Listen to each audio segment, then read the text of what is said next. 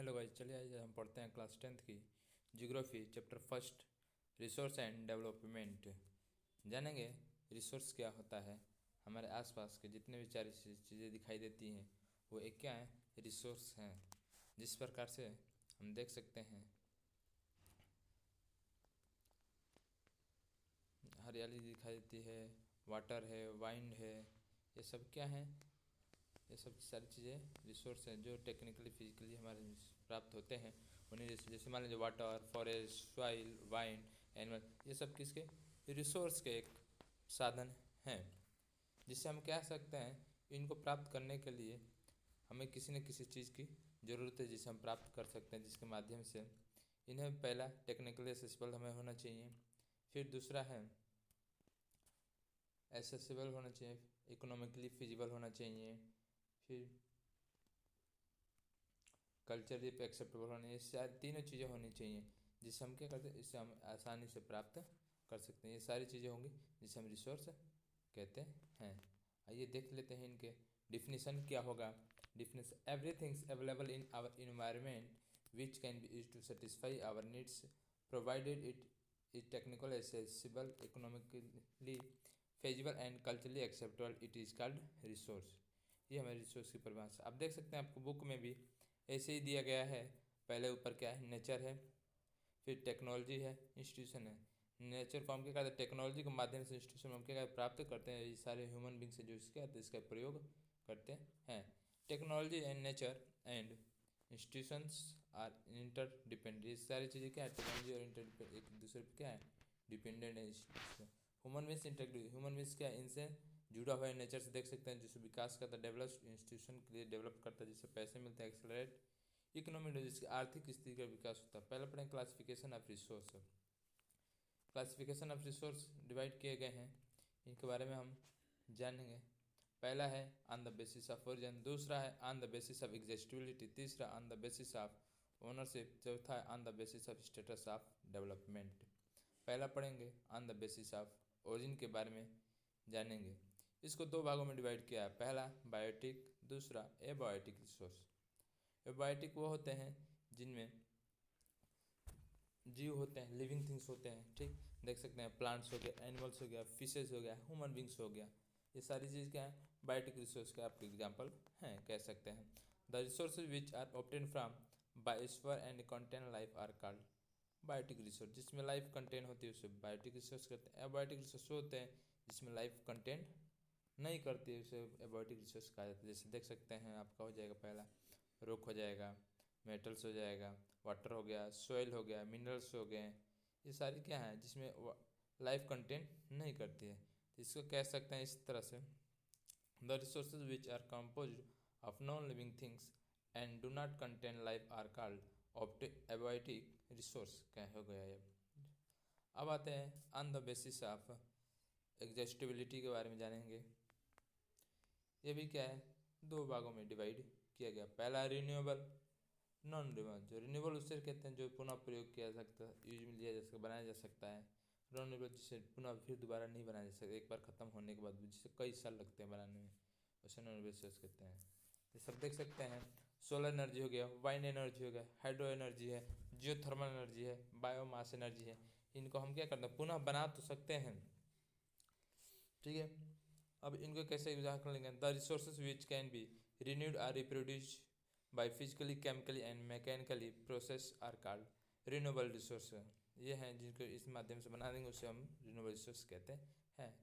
Non renewable resource उसमें आते हैं, आप देख सकते हैं, ये आपको पहले दिखाया जा रहा है, ये है coal, petroleum, natural gas, metals, nuclear. ये क्या है, सारे एक बार ख़त्म हो जाते हैं फिर दोबारा नहीं बना सकते। देख सकते हैं इनका definition, the resource that can not be renewed or reproduced immediately once they are exhausted, they take millions of years to regenerated are called non renewable. जिससे एक बार ख़त्म होने मिल बनने के बाद बहुत साल लगते हैं उसे रिन्यूएबल रिसोर्स कहते हैं। On the basis of ownership आप पढ़ते हैं, आइए देखिए। इसे चार भागों में डिवाइड किया है, individual, community owned resources, national resource, international resources है। इंडिविजुअल हो गए जो हमारी खुद की प्रॉपर्टियाँ होती हैं, जो प्राइवेट प्रॉपर्टी होती है, जिससे देख सकते हैं पहला है आदमी व्यक्ति है जिसका क्या है, प्रॉपर्टी है। प्राइवेट प्रॉपर्टी हो गया, ज़मीन हो गया। जैसे इंडिविजुअल रिसोर्स हमारा खुद का है, जिस नाम से प्लाट हो गया, फील्ड हो गया, घर हो गया, कार हो गया, बुक्स हो गया, पेन है, पेन, ये सारी क्या हमारी खुद की प्रॉपर्टी, जिससे हमारा अलावा कोई इसका अधिकार नहीं होता। इसे हम क्या कहते हैं, इंडिविजुअल रिसोर्स कहते हैं। The resource which are own privately by individual are called individual resource कहा जाता है, जो खुद का हो। दूसरा है कम्युनिटी ओन रिसोर्स, ये होता है जो समुदाय को लोगों का हक होता है, इसमें समूहों का, जिसका खुद का एक किसी का एक अधिकार नहीं होता। जैसे देख सकते समुदाय का हो गया, पब्लिक पार्क हो गया, पिकनिक स्पॉट हो गया, पॉन्ड्स हो गया, प्ले ग्राउंड हो गया, ग्रेजिंग ग्राउंड्स हो गए आपके, ये सारे देखने को मिलते हैं किसमें, कम्युनिटी ओन में। Resource which owned by the community or society are called community own resource कहा जाता है। नेशनल रिसोर्स हो गए जो देश के हित में काम लिया जाता है। टेक्निकल रिसोर्स जितने भी स्रोत है सब क्या बिलोंग, राष्ट्र बिलोंग करते हैं, चाहे प्राइवेट प्रॉपर्टी हो चाहे कोई भी प्रॉपर्टी हो। ठीक, जब गवर्नमेंट को ज़रूरत पड़ती है तो क्या करते, सभी प्रॉपर्टी को एक्वायर कर सकते हैं, चाहे प्रॉपर्टी पब्लिक प्रॉपर्टी क्यों ना, देश हित के लिए। ठीक है, यह है जैसे देख सकते हैं नेशनल रिसोर्स, और भी इसके मिनरल्स हो गया, वाटर रिसोर्स है, फॉरेस्ट है, वाइल्ड लाइफ है, ये सभी क्या है नेशनल रिसोर्स में आ जाएंगे। देख सकते हैं समुद्र के जो क्या है 12 आर्टिकल्स है, तो 22.2 किलोमीटर क्या है कोस्ट से हमारा दूरी है, उसको क्या कहते हैं 12 नाटिकल मीटर ओशंस कहा जाता है। ये भी क्या है, all resources which are under the control state and union government are called national resources कहा जाता है, जो राज्य और केंद्र सरकार द्वारा क्या हो नियंत्रित किया जाता है, कंट्रोल किया जाता है। अब है इंटरनेशनल रिसोर्स, जिसमें क्या है किसी एक देश के कोई मालिक नहीं होता, इसमें सभी देशों की सहमति से कोई भी कार्य किया जाता है। ठीक, उससे क्या कहते हैं इंटरनेशनल रिसोर्स आता है। जैसे मान लीजिए इंटरनेशनल इंस्टीट्यूशन आ गया, इसमें बहुत देशों की क्या है सहमति है। जैसे मान लीजिए 200 नाटिकल हम जाते हैं देश कॉस्ट से, वो क्या है इंटरनेशनल हो गया, किसी बिना किसी देश की सहमति के हम नहीं जा सकते वहाँ तक।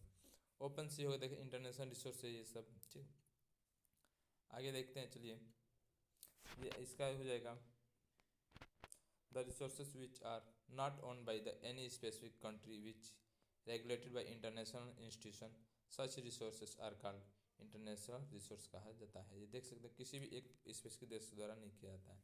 अब आते हैं on the basis of status of development. Development का मतलब देख सकते हैं ऐसे जो विकास हुआ हो, इसको 4 भागों में डिवाइड किया गया है। Potential resource, developed resource, stock resource, चौथा है रिजर्व रिसोर्स। पोटेंशियल रिसोर्स वो होते हैं जो हम क्या है हमारे स्थिति में तो है, उसको हम प्रयोग में लाते हैं। जैसे कौन कौन क्षेत्र आते हैं, राजस्थान है, गुजरात हो गया। ठीक, अब उनका हम प्रयोग कर सकते हैं। ये देख सकते हैं राजस्थान और गुजरात का जो क्षेत्र है वो तो होता है सोलर प्लांट्स हो गया, वाइंड एनर्जी टर्बाइंस हो गया, या एनर्जी हो गई, इनको हम प्रयोग कर सकते हैं, लेकिन इनमें खर्चा बहुत है, लेकिन हम यूज नहीं लेते। क्यों, एक्सपेंसिव, पैसा इसमें खर्चीला ज़्यादा होता है, मोर इन्वेस्टमेंट ज़्यादा आता है, इसलिए इसको क्या हम ज़्यादा यूज करते ही नहीं है। ठीक, मोर इन्वेस्ट कारण, पैसे खर्च के कारण इसका हम यूज नहीं लेते। इससे पोटेंशियल एनर्जी का जो तो हमारे पर्याप्त है, लेकिन उसका हम खर्च के कारण उसका यूज नहीं करते हैं, उस संसाधन का या रिसोर्स का कह सकते हैं। देखिए the resource which are found in region, क्षेत्र में पाए जाते हैं उस, ठीक, और लेकिन उस पोटेंशियल सेटिस्फाई ह्यूमन बीड्स को आवश्यकता को सेटिस्फाई करते, संतुष्ट भी करती है, लेकिन उसका हम यूटिलाइजेशन नहीं करते। क्यों, शुरू नहीं करते किया अभी तक, इसलिए क्योंकि मोर इन्वेस्टमेंट, टेक्नोलॉजी क्या है एक्सपेंसिव खर्चा, ज़्यादा टेक्नोलॉजी खर्चा क्या है उसमें ज़्यादा, इसलिए हम इसका उपयोग नहीं करते हैं अभी। उदाहरण गुजरात और Rajasthan potential for solar and wind energy, ये देख सकते हैं। On the basis of state development, अब इसमें डेवलप्ड रिसोर्स आपको पता है जो क्या है, जो विकास किया गया, देख सकते हैं सर्वे हो गया, किसी भी देश की क्वालिटी और क्वांटिटी जो हमारा क्या निरीक्षण करता है क्या क्या उसमें है। ठीक, ये सब क्या है डेवलप्ड रिसोर्स में आ जाते हैं। किसी भी चीज़ की सर्वे हम कर लेते हैं तो अच्छे से देखे बाद कोयल हो गया, पेट्रोल हो गया, आयरन हो गया, रिवर से नदियाँ हैं क्या हैं, सभी का हम बढ़िया से देख करते हैं। The resources which are surveyed and their quality and quantity has been determined by utilization and they are currently by humans as such resource called developed resource हो गया। अब आते हैं स्टॉक रिसोर्सेज हो गया। स्टॉक रिसोर्स वो हैं जो हमारे हैं, यूज में तो है लेकिन उसको हम यूज नहीं कर पाते हैं। ठीक, जैसे मान लीजिए H2 हो गया, पानी हो गया, पानी से हम क्या करते हैं हाइड्रोजन निकल जाता है, O2 भी है। ठीक, तो ऑक्सीजन बनाते हैं, लेकिन O2 ऑक्सीजन हम जो लेते हैं और फिर H2 दोनों को मिलाते हैं तो पानी बन जाता है। ठीक, तो क्या तो हमें फिर वाटर बना लेना चाहिए ना, लेकिन ये टेक्निकल भी संभव नहीं है कि हम इनको क्या करें फिर से बना दें। ठीक, या इसके लिए क्या गया है, हम देख सकते हैं। हम आगे इसको कैसे हम डिफिनीशन लिखेंगे। The resources which have potential to satisfy human needs but there is no, लोगों को संतुष्ट करता है लेकिन टेक्निकली इसको क्या टेक्निकली हम इसको बना नहीं सकते हैं, ठीक है। जैसे रिजर्व रिसोर्स हो गया है। अब आते हैं रिजर्व रिसोर्स क्या होते हैं। ये ऐसे रिसोर्स होते हैं जो हमारे क्या है टेक्नोलॉजी के लिए क्या डिपेंड है या टेक्नोलॉजी के लिए सही है, ठीक।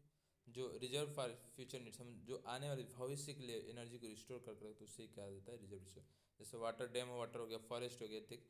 अभी हम इसको यूज नहीं करते, फॉर फ्यूचर के लिए हम इसको सोचते हैं कि फ्यूचर में हम इसका यूज करेंगे, उससे ही क्या करते हैं रिजर्व रिसोर्स का जो संरक्षित करके रखा जाता है फॉर अपने भविष्य के लिए। देख सकते हैं वो रिसोर्स जो यूटिलाइज किया जाता है for help of existing technology but we do not use them because है अस्तित्व में लेकिन अभी यूज नहीं किया जा रहा क्योंकि उनको फ्यूचर के लिए रखा गया है, रिक्वायरमेंट्स उससे ही कहा जाता है रिसोर्स। अब आते हैं डेवलपमेंट रिसोर्स। देख सकते हैं ये सारी चीज़ जंगल हो गया। आजकल क्या है जंगलों को हम विनाश करते जा रहे हैं, बहुत इंपॉर्टेंट हमारे नीड्स की आवश्यकताओं को पूर्ति करने के लिए बहुत बहुत बहुत महत्वपूर्ण होते हैं। देख सकते हैं ये डिस्क्रिमिनेट कैसे अब इनका दोहन किया जा रहा है, जितने भी रिसोर्स हैं फेस कितनी कितनी समस्याओं का सामना करना पड़ता है हमें, ये सारी देख सकते हैं ये क्या हो रहा है, ठीक। अब आते हैं problems caused by indiscriminate uses of resource. Resource को इनडिस्क्रिमिनेट कैसे समस्या का कारण बनती है, जैसे देख सकते हैं यूज करने पे। जैसे depletion of resource of satisfying the greeds of few, मानो अपने लालच के लिए क्या रिसोर्स का ज़्यादा प्रयोग कर रहा था, जिससे क्या हो रहा है डिप्लीटेशन, मिट्टी का बहना बहाव हो रहा है, कटना हो रहा है, accumulation of resource in hands. अब देख सकते divided society in two category में डिवाइड। पहला एक धनी और गरीब, और लोग गरीब जो गरीब है गरीब होते जा रहे हैं, जो धनी है धनी होते जा रहे हैं। मान लीजिए किसी भी हम अपने लालच के लिए हम क्या करते हैं इसका हम प्रयोग करते हैं, तो मान लीजिए कभी धनी धनी होता है गरीब गरीब होता है, इसलिए दो भागों में डिवाइड किया। और discriminate exploitation of resource has led to global ecological crisis. अब देख सकते हैं ये सारी जो स्थितियाँ होती है, ग्लोबल वार्मिंग है, ओजोन लेयर डिप्रेशन स्टार्ट हो गया, पॉल्यूशन स्टार्ट हो रहा है, लैंड डिग्रेडेशन, भूमि का कहीं सही नहीं हो रही उपजाऊ, ये देख सकते हैं लैंड का, ऐसे ही सारी चीज़ क्या प्रॉब्लम को समस्याओं का सामना करना पड़ रहा है हमें दिन पे दिन। आते हैं सस्टेनेबल डेवलपमेंट। ये सस्टेनेबल डेवलपमेंट क्या होता है, यह एक ऐसे फ्यूचर के लिए विकास किया गया, जैसे मान लीजिए जो फ्यूचर में कर सकते हैं environment should not be damage, हम पर्यावरण को डैमेज ना करें, बाकी उसको क्या करें फ्यूचर के लिए हम उसको क्या बचाएं रखें, उसे क्या कहते हैं resource should be left our future generation. The resource should be used in such way to our environment is not damage and the needs of future generation are not compromise is called the sustainable development. उससे क्या sustainable जो हम किसी से तुलना नहीं करते, future के लिए हम बचा के रखते हैं, पर्यावरण को हानि भी नहीं पहुँचाते हैं, बचा कर रखते हैं फ्यूचर को, उससे क्या सस्टेनेबल डेवलपमेंट कहते हैं। आते हैं 1992 की बात है, Rio de Janeiro Earth Summit की बात है। यहाँ एक संस्था है, ठीक, world first international Earth Summit, ठीक है, अंतर्राष्ट्रीय, जो ब्राज़ील में है, Rio de Janeiro, held in Rio de Janeiro, Brazil में हेल्ड की गई मीटिंग हुई थी, जब कब उसमें 100 देश क्या है ज़्यादा पार्टिसिपेट करते हैं इसे, ठीक। कारण ये था कि लोगों ने फ्यूचर को देखते हुए addressing urgent the problems of environment protection and the socio economics developments at the global level.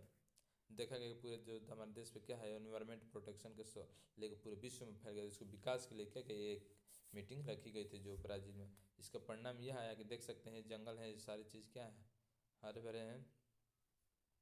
Global forest principal, इसका सिद्धांत था ग्लोबल फॉरेस्ट, जंगलों का हरा भरा रखना।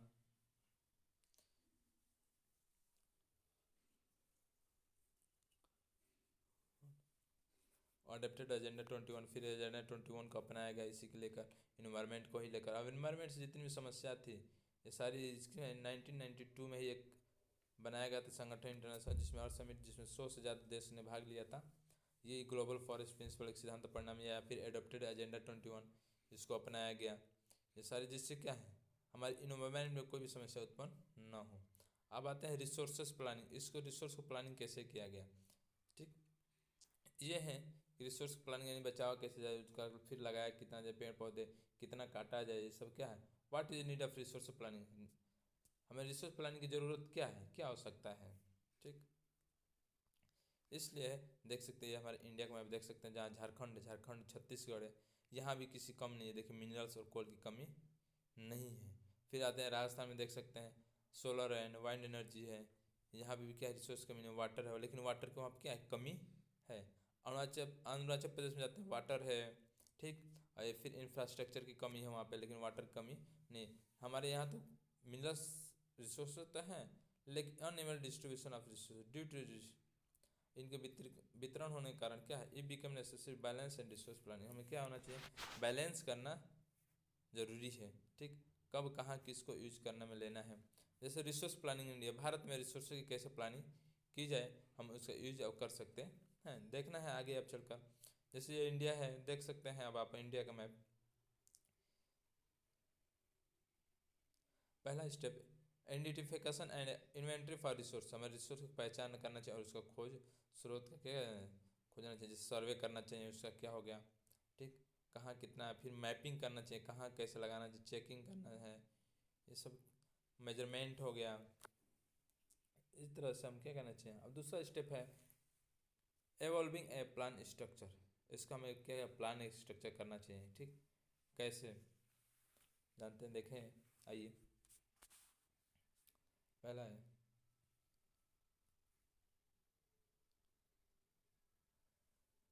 ये सभी देखते हैं टेक्नोलॉजी होना चाहिए, फिर स्किल ग्रुप्स होना चाहिए, लोगों के अंदर क्या होना चाहिए, इंस्टीट्यूशन होना चाहिए। फिर तीसरा स्टेप ये आता है matching the resource plans with overall development, और सभी क्या स्रोतों प्लान्स करना चाहिए ओवरऑल, सभी जितने विकास के लिए हम योजना बनाते हैं उसको एक साथ मैच करना चाहिए। भारत के इंडिया मैप देख सकते हैं ये, ठीक, ताकि क्या हमारी यूज आज के देश के काम में आए, ठीक है। इसीलिए हमें क्या करना चाहिए, सारी रिसोर्स प्लानिंग करना चाहिए, और उसका ग्रोथ इंक्रीज होता है। देख सकते हैं ये सोलर प्लांट्स हैं, ठीक, यूज में लिए जा रहे हैं। आज क्या ये भी एक रिसोर्स है जो हमारे क्या है, आज लाइट की खपत कम हो रही है। टेक्नोलॉजी प्ले ए वेरी इंपॉर्टेंट डेवलपर, और जो टेक्नोलॉजी क्या बहुत महत्वपूर्ण भूमिका निभाती है, जो हमारे क्या है स्रोत को विकास करने में रिसोर्सों को। और टेक्नोलॉजी नहीं है तो टेक्नोलॉजी के बिना क्या है रिसोर्सों को डेवलप करना बहुत मुश्किल है। इसीलिए अब देखते हैं 1947 के पहले की बात है, जब ब्रिटिश हमारा इंडिया पर शासन कर रहे थे, तो उस समय की बात ये देखा गया है। Before the British rule India had lot resource, बहुत से ऐसे स्रोत आपको मिले थे। ब्रिटिश जब क्या एक्सप्लॉइट शोषण करते थे, भारत के जितने भी रिसोर्स थे उसका शोषण करते थे, दोहन करते थे। आपको पूरे देखने को मिलता है उनकी कमियाँ क्या थी। आज टाइम्स इन इंडिया आपको भारत के समय में मिलता है, देखने जैसे इस उसमें की स्थितियाँ क्या थी और लोगों को क्या क्या ज़रूरत थी रिसोर्स को कंजर्व करने की, बचाने की। लेकिन उसमें गांधी जी के थे, ठीक। एक उन्होंने नारा दिया, हमारे पर्यावरण में हर किसी की ज़रूरत के लिए संसाधन पर्याप्त है, लेकिन किसी के लालच के लिए संसाधन पर्याप्त नहीं है। गांधी जी ने ये बात कही थी। There is enough for the everybody's needs but not for anyone's greeds. Land resource, अब भूमि की संरक्षण देख सकते हैं। Land is a very important, भूमि हमारे लिए बहुत महत्वपूर्ण। तो उसमें क्या खेती करते थे, खेती करने एग्रीकल्चर हो गया, घर बनाने के लिए, वाइल्ड लाइफ जंगलों जीवों के लिए, फॉरेस्ट में जंगल करने के लिए, पेड़ पौधे लगाने के लिए, देख सकते हैं। अब ये है distribution of land mass, land mass का वितरण किया गया। देख सकते 40% प्लेन एरिया है जो हमारे पूरे भारत में है। देख सकते 30% क्या है माउंटेन और 27% प्लेटूज है। ये हमारी क्या है लैंड का डिस्ट्रीब्यूशन किया, विभाजित किया गया है पूरे भारत का। आते हैं अब देखते हैं लैंड यूटिलाइजेशन, भूमि का कैसे हम प्रयोग करते हैं। पहला है फॉरेस्ट, जंगल हो गया। दूसरा land not available for cultivation, जो क्या भूमि खेती के लिए उपलब्ध नहीं थी, कह सकते हैं बैरन एंड वेस्ट लैंड, जो क्या है बंजर थी, बेकार थी। लैंड फॉर नॉन एग्रीकल्चर, जो खेती के प्रयोग में नहीं आती थी, तो वहाँ क्या होता कंपनियाँ बनाई जाती थी, विकास किया जाते थे, ठीक। तीसरा अदर अनकल्टिवेटेड लैंड, जो क्या है ग्रेजिंग लैंड, जहाँ भेड़ बकरियाँ उसमें ज़्यादा चढ़ जाते थे तो परत ऊपरी क्या खराब हो जाती थी। लैंड मिसलेनियस ट्रीज हो गया। ये सारी चीज़ें हमें देखने को मिलती है।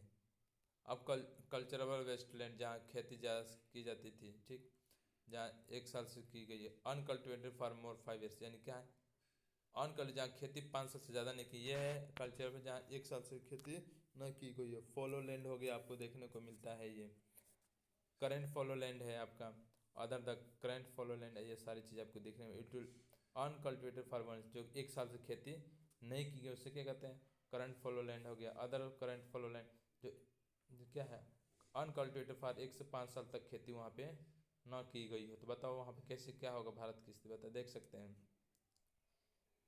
ये है इस प्रकार से नेट सोन एरिया जहाँ क्या खेती की जा सकती है, देख सकते हैं area sown at least once in area, यानी जहाँ साल में एक बार खेती की गई हो उसे नेट सोन एरिया कहा जाता है। ग्रोस क्रॉप्ड एरिया ये है आपका area sown more than once in year, यानी साल में एक बार से ज़्यादा खेती की गई हो, ये है आपका ग्रोस सोन एरिया। देखा area sown at least once in year, यानी ज़्यादा बार देखा गया क्रॉप्ड एरिया। ठीक, land is pattern in India, Bharat में खेती करने का ये देख सकते हैं आप चार्ट है, याद कर लीजिएगा ऐसे।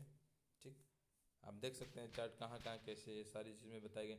1960 और 1961 की बात है, फिर देख सकते हैं जनरल 1940 और 2014 और 15 इस ये चार्ट दर्शाए गए हैं कब की क्या कैसे विकास हुआ है आजकल। देख सकते हैं टोटल जियोग्राफिकल एरिया हमारा क्या 3.28 मिलियन स्क्वायर किलोमीटर्स है पूरे भारत का। 93% एरिया जो क्या है डाटा अवेलेबल है, 7% जिसका एरिया क्या है नो प्रॉपर्टी डाटा, इसका कोई अवेलेबल नहीं है। इसलिए क्योंकि हम देख सकते हैं जो हमारा 7% जो एरिया है वो आता है जम्मू और कश्मीर और ऑक्युपाइड जम्मू कश्मीर देख सकते हैं, पीओके कह सकते हैं और ऑक्युपाइड चाइना कह सकते हैं। देखिए आपको मैप में दिखाया गया वो जम्मू कश्मीर है जो क्या है पाकिस्तान ऑक्युपाइड किया, इधर से चाइना किया, ये 7% है जिसका हम क्या कर रहे हैं कोई डाटा अवेलेबल नहीं जिसका हम, और जम्मू का यहाँ अरुणाचल प्रदेश में भी है, ये 7% एरिया जो क्या है ऑक्युपाइड है दुश्मनों के द्वारा, जिसका हम क्या प्रॉपर डाटा अवेलेबल नहीं है। लेकिन 93% जो क्षेत्र है पूरे भारत का उसका हमारे पास प्रॉपर डाटा अवेलेबल है, उसका हम प्रयोग कर रहे हैं उस लैंड का। ठीक, अब आते हैं लैंड नेट्स ऑन एरिया है वही जो आप खेती कर रहे हैं एक साल से, ठीक, उससे हम नेट्स ऑन एरिया कहते हैं। जैसे पंजाब हरियाणा देख सकते हैं यहाँ क्या नेट्स ऑन एरिया है मोर देन 80%, 80% ज़्यादा लोग यहाँ खेती करते रहते हैं, आपको देखने को मिलता है। ऐसे ही अरुणाचल प्रदेश है, मिजोरम हो गया, मणिपुर है, अंडमान और निकोबार, यहाँ पे भी क्या है कुछ आपको खेती करने को मिलती है, उस देख सकते हैं ऐसे क्षेत्र हैं ये जहाँ पे नेट्स ऑन एरिया तो है लेस देन 10%, यानी 10% से क्या है ये कम है, लेकिन और क्या है ये 80% तक है ज़्यादा है। ठीक, इन सब क्षेत्रों में 10% से कम आपको खेती करने को मिलती है। इस तरह से अगर हम भारत में देख सकते हैं the pattern nets on area varies greatly from one state to another state, इस प्रकार से जो है एक राज्य से दूसरे राज्य क्या होते जाते रहते हैं। आते हैं लैंड देख सकते हैं फॉरेस्ट एरिया ये क्षेत्र है आपको दिखाए गए हैं 1960 से लेकर 61 के दर्शाए गए 18.11%, 2014 और 15 का था जो डाटा है आप देख सकते हैं 23.23% दर्शाया गया है। Forest area have increase over time, उस समय क्या है फॉरेस्ट एरिया ज़्यादा इंक्रीज होना चाहिए, लेकिन फॉरेस्ट एरिया क्यों इंक्रीज करना चाहिए इसलिए 33% होना चाहिए क्योंकि हमें क्या हमें उसकी ज़रूरत होती है। नेशनल फॉरेस्ट पॉलिसी देखें जो राष्ट्रीय जंगल नीति है 33% में चाहिए क्योंकि उस समय था क्योंकि हमें प्रॉपर ऑक्सीजन कोई भी चीज़ें हमें काम करना चाहिए संसाधन का भी विकास करने के लिए देख सकते हैं। ठीक, why it is necessary 33% forest है, हमें 33% जंगल की क्यों ज़रूरत है क्योंकि essential for maintenance the ecological balance, हमें क्या इकोलॉजिकल बैलेंस को मेंटेन रखता है और जितने भी मिलियंस ऑफ लाइवलीहुड जीविकाएँ हैं वो क्या आते हैं जंगल में आसपास रहते हैं, फॉरेस्ट जिस पे क्या जंगल पे डिपेंड होते हैं कुछ, हाँ इसलिए डिपेंड देख सकते हैं। Land degradation and conservation measure, land degradation क्या हो रही है और उसका हम कैसे संरक्षण करना चाहिए हमें। ठीक, देख रहे हैं मिट्टियाँ क्या हो रही है फट रही है, डिग्रेडेशन हो रहा है। लैंड डिग्रेडेशन है ज़मीन का खराब होना, ये खराब होते जा रहे हैं दिन पे दिन।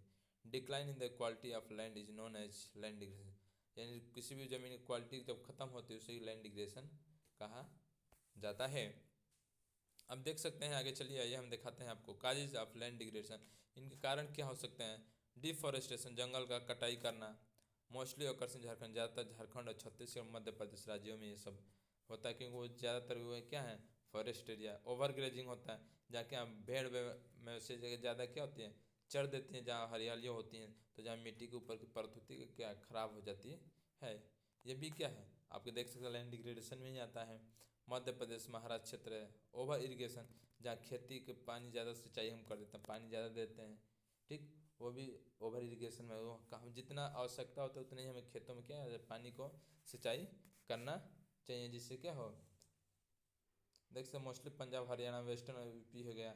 Cement industry generate huge amount of dust, जो सीमेंट इंडस्ट्री जो ज़्यादा सीमेंट यूज बनाते हैं, जनरेट करते हैं, उसका जो डस्ट होता है, कण होता है, पार्टिकल होते हैं, क्या होते हैं, सारे आसपास के क्षेत्रों में जाकर बैठ जाते हैं, ठीक, जो हमारे लिए नुकसान होता है। इंडस्ट्रियल वेस्टेज क्या होते हैं, इंडस्ट्रियल में जितने भी कचरे होते हैं उसको क्या सारे फेंक दिए जाते हैं ज़मीन पे, तो उस सारी क्या पॉइजन बन के क्या होती है, मिट्टी को नष्ट ही करती है।